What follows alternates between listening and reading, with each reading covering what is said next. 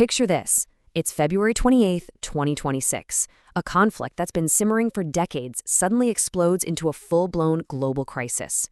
The United States and Israel launch a massive military campaign against Iran, and just like that, the world is at war. But here's the truly wild part, the thing that makes this story so unbelievable. It all kicked off just hours after diplomats announced that peace was, and I quote, within reach. So how does a historic breakthrough turn into a bloodbath overnight?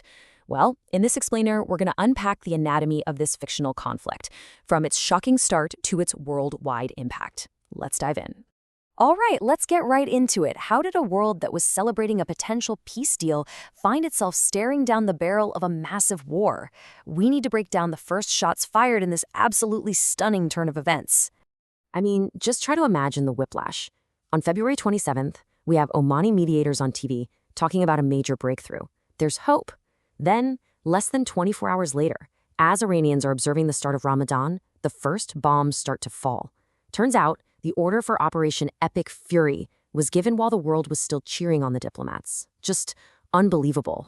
And let's be crystal clear about the goal here. This wasn't some limited surgical strike. No, the US president himself came out in a video statement and said it flat out. The purpose was audacious, it was unambiguous, it was regime change. They weren't just trying to hit military targets. They were trying to topple the entire government. And in that very first wave of attacks, they achieved something stunning. They managed to assassinate Iran's supreme leader, Ali Khamenei. This sent an absolute shockwave through the country, effectively decapitating the regime's leadership in the opening hours of the war. Iran's response? Codenamed Operation True Promise 4. It was immediate and it was furious. Missiles started raining down on Israel. U.S. bases all across the Gulf came under attack. And then they made a move with massive global repercussions. They completely shut down one of the world's most critical shipping lanes. So this is where regional conflict starts to become everyone's problem. It didn't stay contained within Iran's borders. Oh no, it spiraled, and fast, creating a crisis that was felt in literally every corner of the globe. And to really get the global fallout, you have to understand this one single geographic feature, the Strait of Hormuz. It's basically the jugular vein for the world's energy supply. So much of the world's oil, gas, and even food supplies have to pass through this tiny, narrow waterway. And if you want to understand just how big of a deal that is, look at these numbers. When Iran closed the strait, it instantly choked off more than a quarter of the world's seaborne oil, a fifth of its natural gas, and almost a third of its fertilizers. The global economy was immediately, and I mean immediately, put on life support. And the chaos wasn't just happening at sea. On the ground, Iran's most powerful ally, Hezbollah, jumped into the fight. That opened up a whole new, bloody front with Israel and kicked off what would become the 2026 Lebanon War. So you might be asking, how on earth did we get here? Well, this war definitely didn't just pop up out of nowhere. To really get what happened in 2026, you gotta rewind the clock and look at decades of deep-seated hostility and mistrust.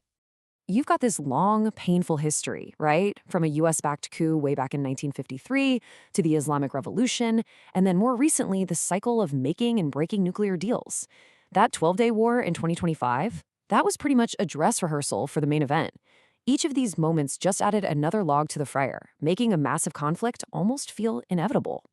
And really, at the heart of all this tension was this one massive, unbridgeable disagreement: Iran's nuclear program. You had two completely different stories, with absolutely no room for compromise. Iran swore it was all for peaceful energy, even pointing to a religious ban on nuclear weapons. But the US and Israel, they saw it as a cover for building a bomb, an existential threat they just couldn't live with. So what about the international watchdogs, the IAEA? Well, they were stuck right in the middle.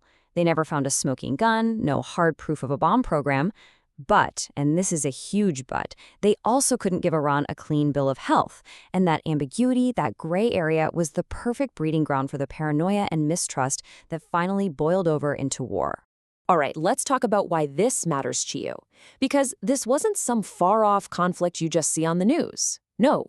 Its economic shockwave was felt right in your wallet every time you went to the gas station, every time you went grocery shopping. Just look at this chart. It's staggering. The price of oil nearly doubled practically overnight, shooting up to around $120 a barrel. Analysts were calling it the single biggest supply disruption the world had seen since the 1970s. The hit to the global economy was immediate and it was brutal. And that spike at the pump? That's just the beginning. It sets off this chain reaction. This analysis here shows for every 10% jump in energy costs, global inflation goes up by almost half a point.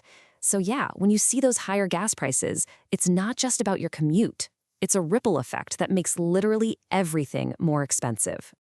The knock-on effects just spread like wildfire through the entire global economy. Asia's energy supply was strangled. The cost to ship anything went through the roof.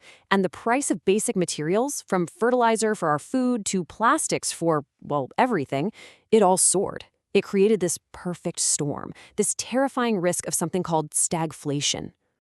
You had financial analysts everywhere, like the folks at VCBF Global Asset Management, just scrambling to figure out how deep the damage went. And we're actually drawing from their fantastic analysis to really understand this economic fallout. So, with the world economy teetering on the edge, everyone was asking the same simple question: how does this end? What happens next? Well, the experts started mapping out the potential futures. And let me tell you, the outlook wasn't great. A quick, happy ending with speedy negotiations? Yeah, that was a long shot. The most probable outcome, the base case scenario, predicted another 2 to 3 weeks of intense fighting, followed by a very slow, very tense de-escalation. But here's the real kicker in that forecast. Even if the actual fighting stops, the conflict, it's not really over. The world would be left with a brand new, unstable reality. A constant cycle of crisis and calm that would keep everyone on edge, and just as important, keep those energy prices dangerously high. So in the end, this war completely reshaped the geopolitical landscape. And it leaves us with this one huge, nagging question. Was this just a temporary storm we weathered? Or are we living in the first chapter of a brand new and much more dangerous era? And that's why understanding these events is so crucial. It's the only way to navigate the new reality this conflict created, because the aftershocks of the 2026 Iran war are going to be felt for years and maybe even generations to come.